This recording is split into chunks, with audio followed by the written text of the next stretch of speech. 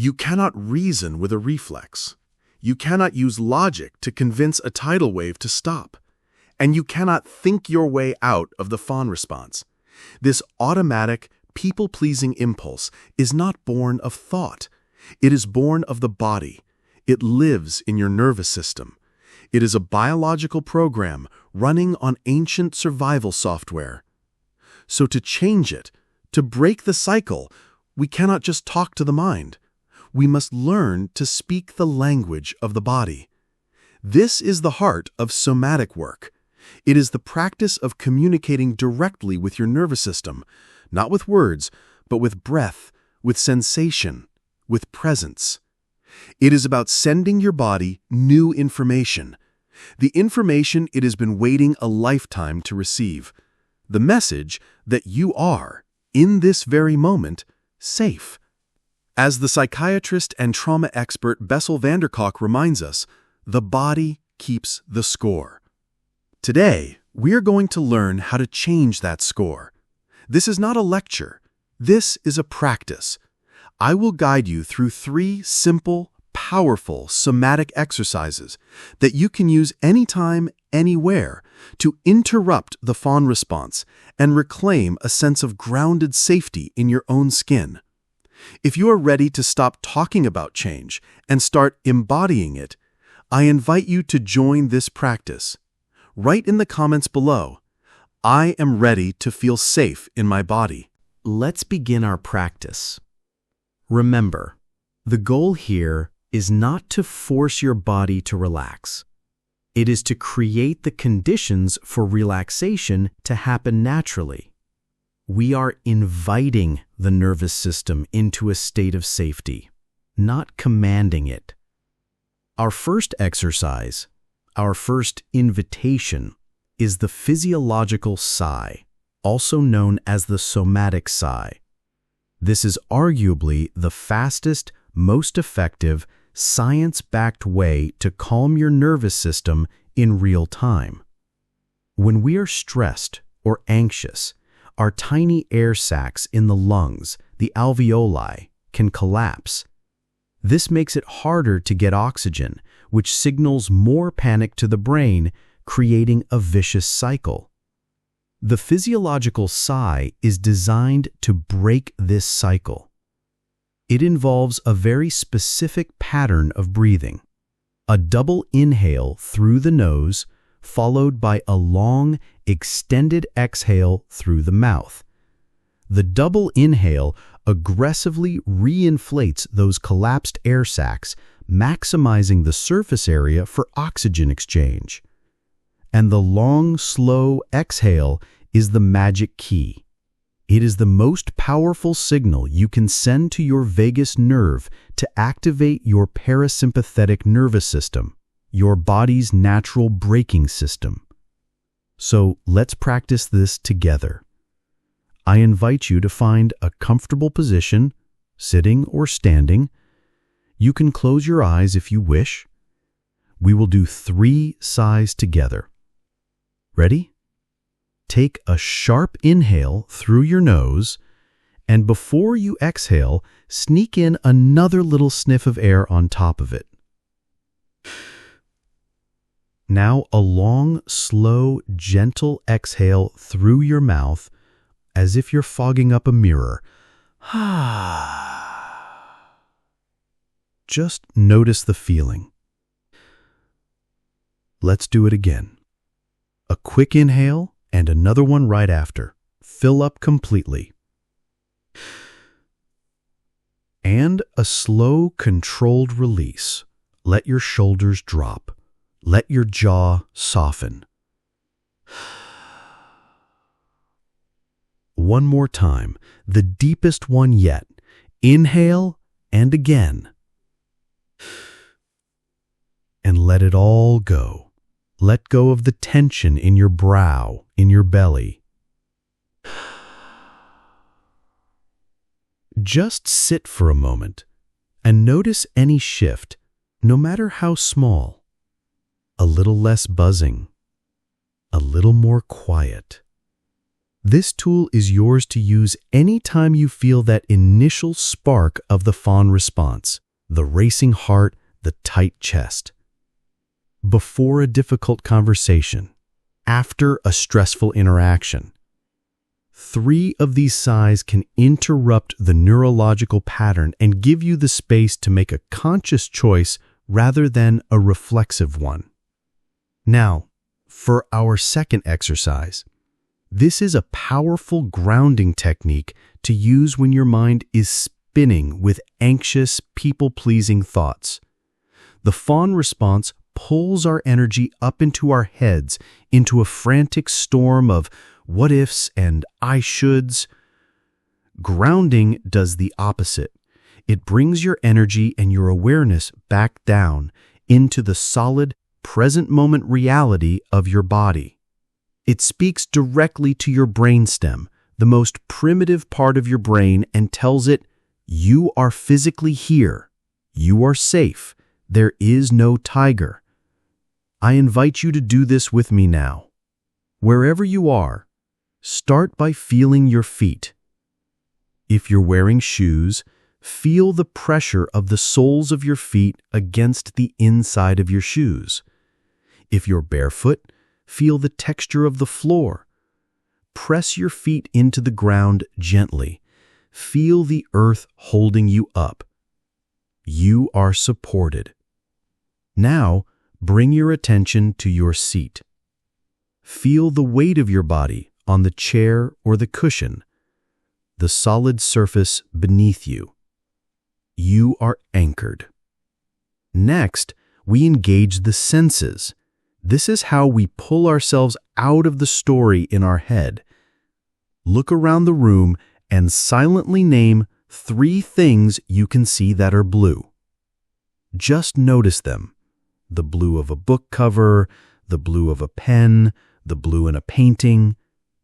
This simple act forces your brain to engage with the present environment. Now, listen. What are 2 sounds you can hear right now? Maybe it's the hum of your refrigerator or a car passing outside. Just acknowledge the sounds without judgment. And finally, touch. Place a hand on your own arm and just feel that sensation. Feel the texture of your skin or your sleeve. Feel the temperature, the firm, reassuring pressure of your own hand. This is a powerful signal of self-soothing and safety. Take a breath and notice where your attention is now. It is likely less in your head and more in your body, in the room, in the here and now. This is grounding. You can use this anytime you feel hijacked by guilt or anxiety. When you are ruminating about what someone might think of you, when you feel the urge to immediately say yes to something you don't want to do. Ground yourself first. Come back to the reality of your body. This creates an internal anchor. When you are anchored, you are no longer a small boat tossed around by the waves of other people's expectations. You become the lighthouse. Calm, centered, and firmly rooted in your own truth. These first 2 exercises, the sigh and the grounding, are your emergency brakes. They are tools for immediate regulation. They help you manage the acute stress of a triggering moment. But there is another layer to this work. It is not just about managing the moments of crisis. It is about changing the baseline state of your nervous system over time. It's about becoming so familiar with your own inner landscape that you can feel the fawn response arising long before it takes over. This requires a different kind of practice, a practice of deep listening. And that is what we will explore with our third exercise. Our first 2 exercises are for in-the-moment regulation. They are your anchors in the storm. But how do we learn to see the storm coming before it hits? How do we become so attuned to our own inner weather patterns that we can feel the shift in the wind long before the hurricane makes landfall. This is the purpose of our third and final somatic exercise. It is the practice of the body scan. The body scan is a practice of building a skill called interoception. Interoception is simply your ability to feel the internal state of your body. For many people pleasers, this skill is underdeveloped. We have spent a lifetime focusing our attention outward on the needs and feelings of others. We have become disconnected from the landscape of our own sensations. The body might be screaming no with a tight stomach and a clenched jaw, but our mind, focused externally, doesn't receive the message until it's too late. The body scan is a practice of turning your attention inward and learning to listen again. I invite you to try a brief version of this with me now. Again, find a comfortable position. Gently close your eyes. And I want you to bring your full, gentle, curious attention to the sensations in your feet. Just notice what is there. Warmth, coolness, tingling, numbness, pressure. There is no right or wrong answer. You are just collecting data. Now, slowly, like a gentle flashlight beam, move your awareness up from your feet to your ankles, to your lower legs, to your knees. What do you feel? Is there tension in your calves? An ache in your knee? Just notice. No need to change anything. Continue moving that beam of awareness up through your thighs, your hips, your pelvis, into your stomach and your lower back. This is often where we hold a lot of tension and unprocessed emotion. Is there a tightness, a fluttering, a hollowness? Just be with whatever sensation is present. Move the awareness up into your chest. Notice your heartbeat, the expansion and contraction with your breath. Up into your shoulders, a common storage unit for stress. Do they feel heavy? Are they creeping up toward your ears? Just notice. Move the awareness down your arms, to your hands, to the tips of your fingers. And finally, bring the awareness up through your neck, your jaw, your face, to the very top of your head. Take one full breath, feeling your entire body, this whole universe of sensation all at once. And then, gently, open your eyes. This practice, done for just 5 or 10 minutes a day, is like learning a new language, the language of your body. As you become more fluent, you will start to notice the subtle, early warning signs of the Fawn Response. You will notice that before your mouth even forms the word yes, your stomach has already clenched. Your jaw has already tightened. Your breath has already become shallow. This inner knowing, this interoceptive awareness, is your power. It gives you the data you need in real time to know what your authentic answer is. You are no longer guessing what you need. You're feeling it. So how do these 3 tools work together in a real-life situation? Let's imagine our friend Karen, the one who is exhausted from being the saint. She is at home after a long day. She is tired. Her friend calls asking for a big favor to help her move apartments over the weekend. Immediately, she feels it. Because she has been practicing the body scan, she has high-definition interoception. She feels the familiar jolt of adrenaline. She feels her stomach clench into a tight knot. She feels her breath become shallow. Her body is screaming no. This is the data from her body scan practice. The old Karen would have ignored this data and said yes automatically. But the new Karen recognizes these signals. She knows the Fawn response is being activated. So what does she do? She uses her second tool. She creates a pause. She says to her friend, "Wow, that's a big move. Let me check my schedule and my energy levels, and I will call you back in an hour." She has interrupted the reflex. Now, in that 1-hour pause, the guilt and anxiety start to rise. Her mind starts spinning. She'll be so disappointed.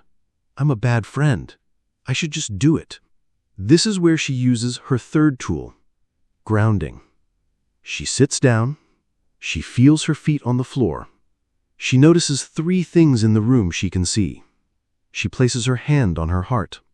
She brings herself out of the anxious story and back into the present moment. From this more grounded place, she can access her adult wisdom. She knows that she is physically and emotionally depleted and that she needs the weekend to rest and recharge. And finally, she might take 3 physiological sighs to calm her nervous system down, to release the residual tension, and to prepare for the conversation. When she calls her friend back, she is no longer operating from a hijacked, traumatized state. She is operating from a grounded, regulated adult center. She can say, with kindness and clarity, "I've checked in with myself and I'm so sorry, but I won't be able to help you move this weekend. I am completely exhausted and I need to use this time to recover. I am sending you so much love for the move." Do you see the power of this? She did not use willpower. She did not use force. She used somatic intelligence. She listened to her body's data, she regulated her nervous system, and she made a choice that was true for her. This is not a fantasy. This is a learnable skill set. It is the practical, embodied work of breaking free from the fawn response and reclaiming your right to be yourself. It is how you stop being the lighthouse for everyone else's ships and start being the safe harbor for your own. These 3 practices, the sigh, the grounding, the body scan, they are more than just relaxation techniques. They are small, quiet acts of rebellion. They are a rebellion against the old, unconscious contract you made as a child. The contract that said, "I will abandon myself to keep you comfortable. I will silence my own needs to ensure my own safety." Each time you practice one of these exercises, you are casting a vote for a new way of being. You are voting for yourself. The connection between this somatic work and the deeper work of integrating your shadow is profound. Think of it this way. Your psyche is like a house. For years, you have been living only on the main floor, in the well-lit, acceptable rooms of your persona. The shadow, with all its exiled anger, grief, and unlived potential, is in the basement. You have been afraid to go down there because you fear what you might find. But more than that, you have been afraid because the house itself feels unstable. The foundation is shaky. Your nervous system, stuck in a state of hypervigilance, is that shaky foundation. You cannot do the deep, exploratory work of going into the basement if you don't feel safe in the house itself. These somatic exercises are the work of repairing the foundation. They are how you make your own body, your own psyche, a safe container. When your nervous system is regulated, when you know you have the tools to anchor yourself in the present moment, the thought of opening the basement door becomes less terrifying. You know that if a difficult emotion, a shadow aspect comes up, you will not be completely overwhelmed. You can feel the anger, and you can use your breath to stay with it without being consumed. You can feel the grief, and you can use grounding to keep yourself from floating away in it. Somatic safety is the prerequisite for all meaningful shadow work. It gives you the courage to finally meet the parts of yourself you have hidden away. Let's imagine Karen again. After practicing these tools for a few weeks, she starts to feel a subtle but real shift. That constant low-grade anxiety is quieter. She feels more solid in her own skin. This doesn't mean the challenges disappear. One afternoon, her mother calls, making a passive-aggressive comment designed to guilt her into visiting. The old Karen would have been immediately hijacked. The guilt would have flooded her system, and she would have agreed to visit, her own plans dissolving in an instant.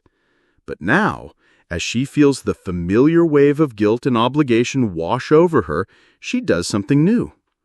She doesn't react. She resourcefully places her hand on her heart. She feels her feet on the floor. She takes one slow physiological sigh.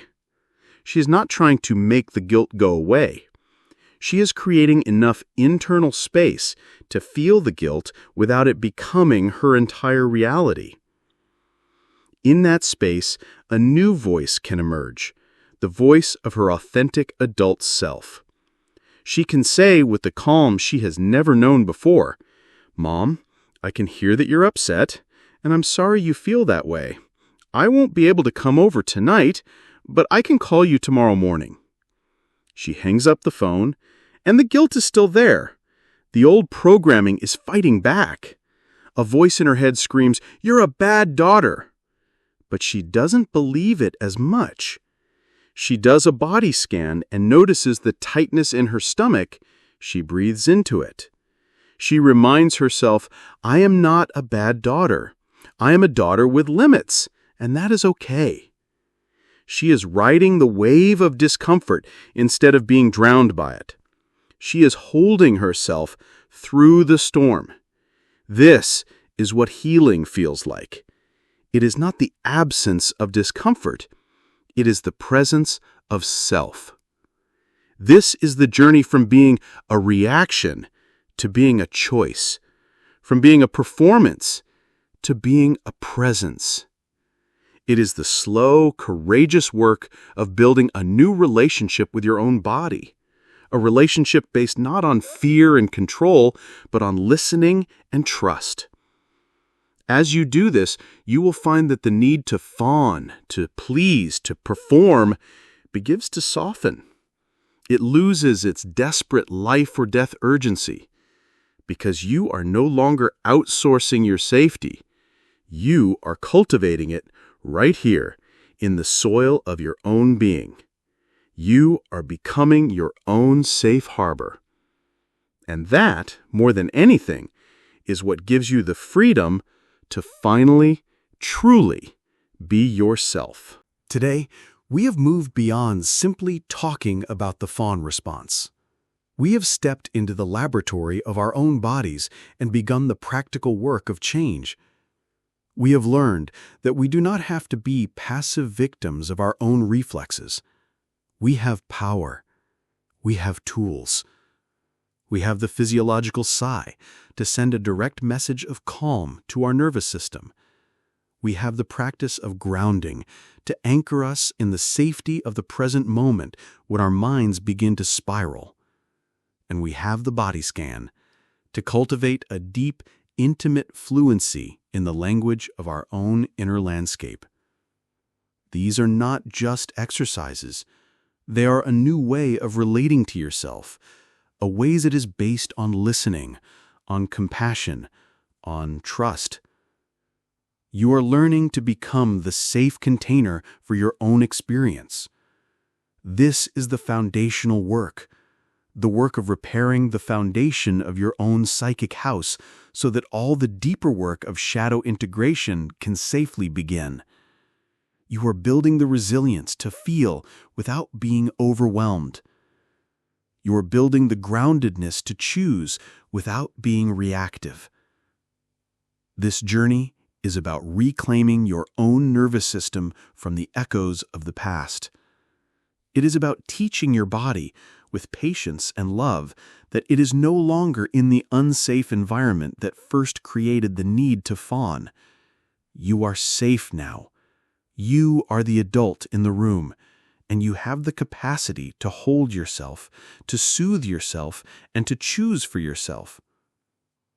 As you build this foundation of internal safety, a new possibility begins to emerge. The possibility of bringing this new-founded centeredness into your relationships. If these somatic exercises are about building the inner fence of safety, the next logical step is to learn how to build the outer fence, the fence of healthy boundaries. How do you take this internal feeling of safety and use it to say no without crumbling under the weight of guilt? How do you communicate your limits in a way that is both kind and clear? How do you finally stop the cycle of overgiving and resentment, not just inside your body, but in your actual life? That is the crucial, practical skill we will explore together in our next conversation as we learn how to set boundaries without feeling selfish. For this week, your invitation is to befriend one of these somatic tools. Don't try to master all three at once, just use one. The one that felt the most accessible or effective for you today. Will you practice the sigh to bring calm to moments of stress? Will you practice grounding to anchor yourself when you feel anxious? Or will you practice the body scan to build a deeper connection to your inner world? To solidify your commitment to this practice, I invite you to share your choice in the comments below. The sigh, the grounding, or the scan. Let us know which tool you are taking with you this week. There is a profound power in this simple act of declaration. Thank you for showing up for this deep, physical, and transformative work. Your nervous system thanks you. Your true self thanks you.